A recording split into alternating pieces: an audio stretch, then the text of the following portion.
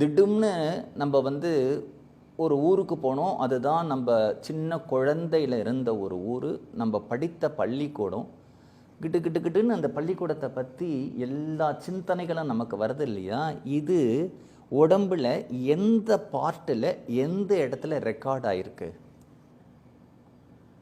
கல்லீரல் அப்படின்னா அதனுடைய வேலை தெரியறது, நுரையீரல்னா அதனுடைய வேலை தெரியறது, இதயம் அப்படின்னா அதனுடைய வேலை தெரியறது, கணையம்னா அதனுடைய வேலை தெரியறது. ஆனால் இது எந்த இடத்துல இந்த எக்ஸாக்ட் இந்த போர்டு அப்படி இருந்தது. அந்த போர்டில் சாக்பீஸால் இதை எழுதியிருந்தா, அந்த சேர் இருந்தது, அந்த டேபிள் இருந்தது, மைன்யூட் டீட்டெயில்ஸ். அடுத்த க்ஷணம் வேற ஒரு இடத்துக்கு போனால் இன்னொன்று ஞாபகம் வருது. இது பாடியில் எந்த இடத்துல ரெக்கார்ட் ஆயிருக்கு? ரெக்கார்ட் ஆனது மட்டும் இல்லை, அந்த இடத்துல போன உடனே டப்புன்னு அதை எடுத்து எது கொடுக்கறது? நம்ம லேப்டாப்பில் கூட ஏதாவது விஷயத்தை எடுக்கணும்னா டைப் பண்ணால் தான் அந்த மேட்ரு வருது. ஆனால் அந்த இடத்துக்கு போன உடனேவே கிட்டு கிட்டு கிட்டு கிட்டுன்னு நம்ம 5 வயசாக இருக்கும்போது இங்கே போனோமே, இந்த காவேரியில் குளித்தோமே, இங்கே விளையாடினமே, இந்த பிள்ளையாருக்கு பூஜை பண்ணினோமே, நம்ம ஊரில் இந்த ஊரில் நம்ம அத்தை இருந்தாலே, அங்கே ஊரில் பாட்டி இருந்தாலே, எங்கிருந்து அந்த ஞாபகங்கள்? அன்றைக்கி அந்த பாட்டி அந்த புடவை கட்டின்னு இருந்தாலே, எல்லாம் கிட்டு கிட்டு கிட்டு கிட்டுன்னு வருதே.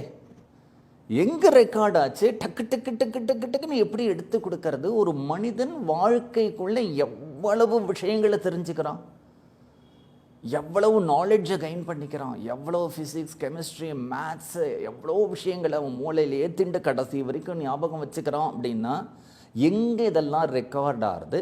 எங்கே அது திரும்பி நமக்கு எடுத்து கொடுக்கறது?